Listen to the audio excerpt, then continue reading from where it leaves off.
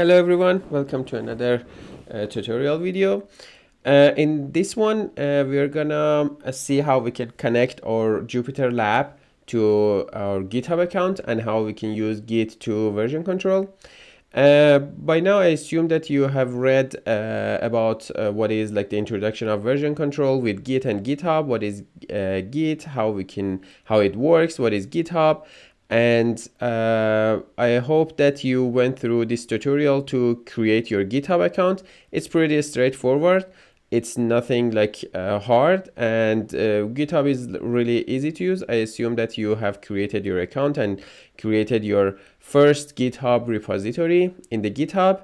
In this video, I'm gonna go through the JupyterLab Git plugin, because this is a tricky part. Sometimes students have issues and problem with this part. Sometimes Anaconda doesn't work properly in the system, and it may cause some issues. So as you can see, this is I already have GitHub account. This is my GitHub account, and imagine that teaching demo is the repository that I created, and I want to clone this repository into my local computer using JupyterLab Git plugin. So as we said, we can use JupyterLab. We can run JupyterLab. We already have our JupyterLab here. We can go to the main with opening a new launcher and opening our terminal. We're gonna use this terminal for our commands, and we can simply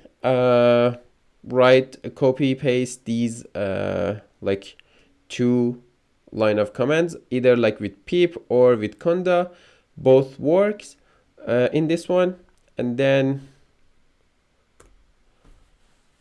we just click enter, and it will go through some certain steps to install Git and the JupyterLab. By the way, as I mentioned here, you may first need to install Git on your computer. This one is also pretty straightforward. I put some websites to guide you how you can install Git.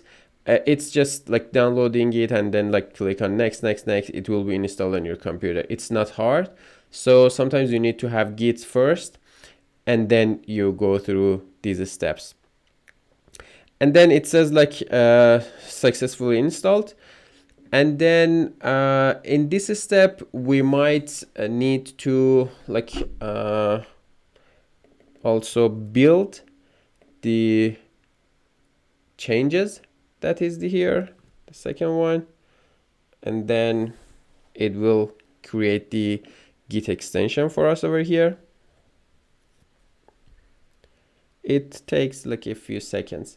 This is the tricky part. Sometimes if you cannot open this terminal over here, it says unnamed errors or unknown errors, something. You might right after the installation Anaconda, you might need to reboot your system. Sometimes when you install Anaconda, before going to JupyterLab, it's good idea to reboot your system, shut down your system entirely, and then reboot it again. Sometimes if you don't reboot, it won't be installed properly entirely, and it will cause some errors. So it's always a good idea to reboot your system and then do these steps. And also alternatively, instead of working with this command line, sometimes if you look at the left pane over here, this is the sign of extensions. Sometimes you can also search for the Git extension. It shows JupyterLab Git extension, and you can also install it from here. Basically, it's not that much different to using terminal or using this extension over here. Both works, both same. And then sometimes this one also is a good idea to install it from here. We just wait for building this changes. It can take up to a few minutes.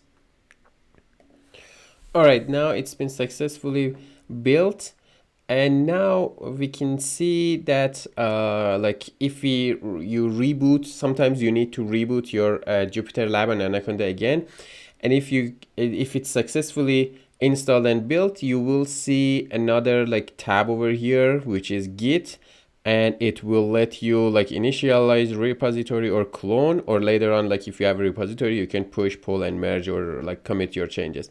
Also, you can see the extension is added over here as well.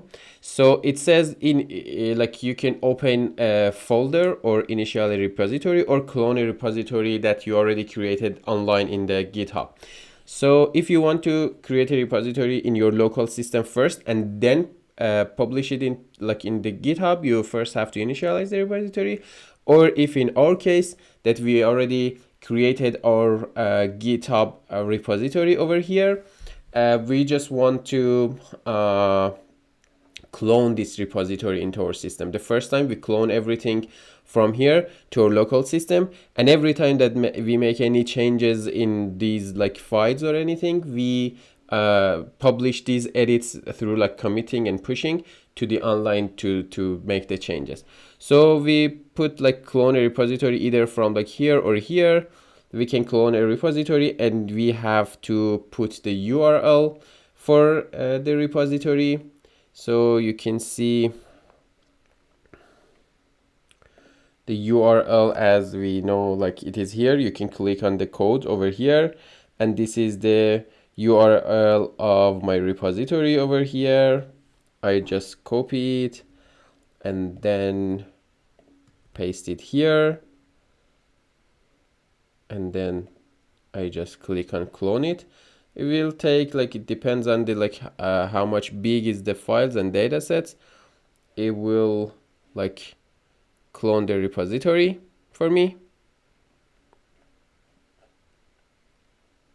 As you can see, the repository is now added here in my desktop, because I was like in the desktop directory. You can change your directory to go like in whatever directory that you want, like in your folders or drives. I was just like in my desktop, and now I can see this folder, teaching demo. This is the name of this repository, is added over here. And if I click on it, and now if you when you are in the repository, because it's already cloned, you can see other options are like available now. You can push, or you can pull, or you can like do other stuff. And if you look at here as well, you can see the changes, the history of the changes that you made. So let me just quickly show you what I mean. Like imagine that I have data here. I have like README file. I can open the README file. I can open the Jupyter notebook over here. So this is something that you will see when you register in our classrooms. You clone our repository, you will see a Python notebook that I provided for you. And then in each block, there are some tasks that you have to do. Sometimes you have to write the code. Sometimes through the markdowns, I ask you a question and you have to write your answers in the markdowns. So imagine that this is my Jupyter notebook, and I make some changes on that. Like I will create a new code block, adding like let's say print like hello, I am Reza. So this is just my only changes. So, and if I run it, it is working. And if I save this one, like if I save this one in here in left pane, this is the reason, like I'm saying, JupyterLab make it easy for, like, it has visual assistance to make it easy for you to push and pull your changes. So you can see the history of changes. It says like I have changed this folder, this file over here, my Google Colab Jumpstart notebook. And I can now see, like, even I can see the differences, or if I can reject the discard the changes. So if sometimes I don't like the changes, something is like caused error or something, I can discard the changes. Or if I'm happy with the changes, I can simply use here to stage the changes to actually I forgot, like you shouldn't forget this one as actually when you want to stage the changes and commit the changes, we always want to have some meaningful comments. For example, I added a new code block to print new statement, for example. And in the description, this is optional, but you can, this is mandatory, but in the description, you can put more descriptions. It's like always good. If you want to like help me to better understand your work, you can do that. And then we can commit. And when it's everything is okay, you can see this checkbox.